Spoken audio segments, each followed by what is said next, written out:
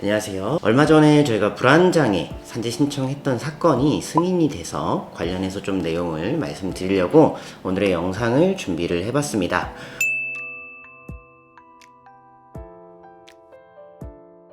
요양보험 급여 결정 통지서를 이렇게 받았습니다. 최초 요양, 일부 승인이 되어 있고 복수의 상병을 이제 신청을 하셨는데 일부만 승인이 돼서 일부 승인이라고 되어 있습니다. 산재가 승인되면은 이런 통지서가 온다고 보시면 되고 이 결정 내용을 보시면은 요양 기간 이렇게 되어 있죠. 해당 기간 동안 산재가 승인됐다 이렇게 보시면 될 것 같습니다. 공단에서는 이제 두 개의 상병이 각각 있는 게 아니라 하나의 상병으로 보는 게 맞겠다라고 해서 일부 승인된 거라서 일부가 불승인이 됐다 이렇게 보기는 좀 어렵고 사실상 다 승인이 됐다라고 보시면 될 것 같고, 일단 결론부터 말씀을 드리면은 공단에서 판정한 내용인데요. 해고라는 과도한 징계에 대하여 정신적 스트레스를 느낀 점, 그리고 해고 후 구제 신청 및 소송, 복직 등 1년의 과정 동안 정신적 스트레스가 상당하였을 것으로 보이는 점 등을 종합적으로 고려할 때 확인된 상병과 업무와의 인과관계가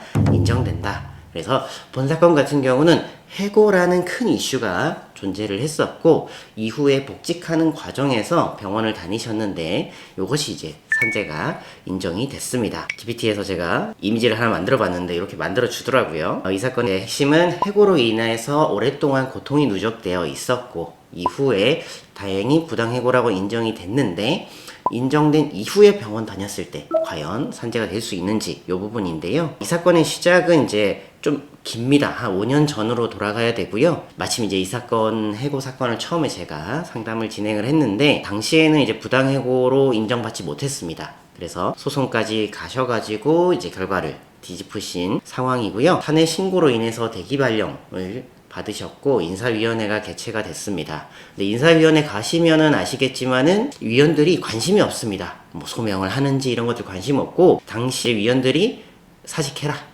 결국은 해고될 거다 이런 식으로 좀 겁박했던 상황이 있어서 일단은 사직서를 막 썼습니다. 회유를 당해가지고. 근데 생각을 해보니까 내가 잘못한 것도 없는데 왜 내가 사직서를 써야 되지 하고 사직서를 철회를 하신 거죠. 물론 인사위원회에서는 직권 면직을 결정을 해서 해고가 된 상황이긴 했습니다. 그래서 어쨌든 이 사직서를 철회하시고 나서 해고가 됐지만 부당해고로 인정이 됐고 이후에 복직한 요 1년의 과정을 좀 제가 정리를 해봤는데 요렇게 요 사건이 좀 진행이 됐다. 그래서 좀 복잡한 부분은 있습니다. 이 사건에 발생한 경위들을 보면은 조금 특이한 점은 이 해고 당시의 스트레스 당연히 크겠죠. 근데 해고가 부당하다고 인정된 이후에 사실은 스트레스가 더 컸습니다. 왜냐면 처음에 병원을 좀 다니시다가 치료는 중단을 하셨고 이 복직을 앞두고 회사에서 회유를 합니다. 그냥 나가는 게 어떻겠냐. 이러면서 스트레스가 심해진 거죠. 복직을 앞두고 내가 복직해서 잘 다닐 수 있을까라는 걱정도 생기고,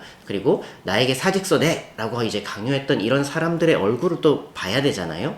그런 거로 인한 불안감들이 더 커졌다. 이 사건에서는 그 부분을 좀 보시면 될 것 같습니다. 회사가 좀 쉽게 복직시키지 않았고 그것에 의한 회유.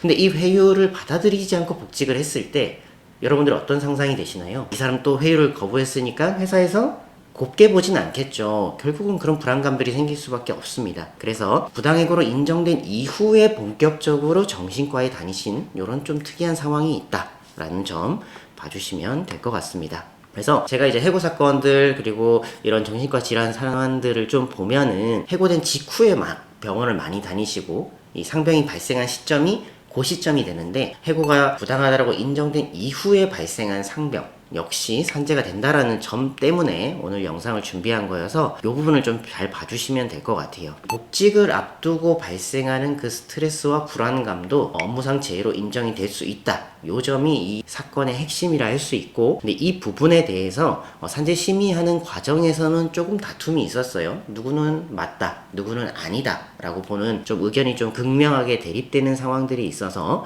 그 부분에 대해서는 다음 영상에서 조금 더 말씀을 드릴 텐데, 제가 이 부분을 영상을 좀 쪼갠 이유는 여러분들 업무상 재해가 발생을 했을 때 이게 산재로 될 수 있을까라는 걱정들 많이 하시는 것 같은데 이 업무와의 연관성은 직접적인 연관성을 의미하는 것은 아닙니다. 이 사람이 이것으로 인해서 발생했겠다라는 상당한 인과성만 있다면, 직접적인 인과성이라는 표현이 아니죠. 상당해 보인다, 이것 때문으로 보인다, 뭐 추정된다, 이런 표현들도 많이 나오는데요. 그런 경우에도 산재가 승인될 수 있다. 해고가 발생하고 나서 5년 뒤에 병원 다녔는데 산재될까? 가능하다. 이런 점을 먼저 좀 첫 번째 영상에서 좀 짚어드리고 세부 내용을 좀 들어가는 게 좋을 것 같아서 조금 구분을 해봤습니다. 그래서 이 첫 번째 영상에서는 그 점 꼭 기억을 해주시고, 어떤 세부적인 논의가 됐는지에 대해서는 두 번째 영상에서 이어서 말씀드리겠습니다.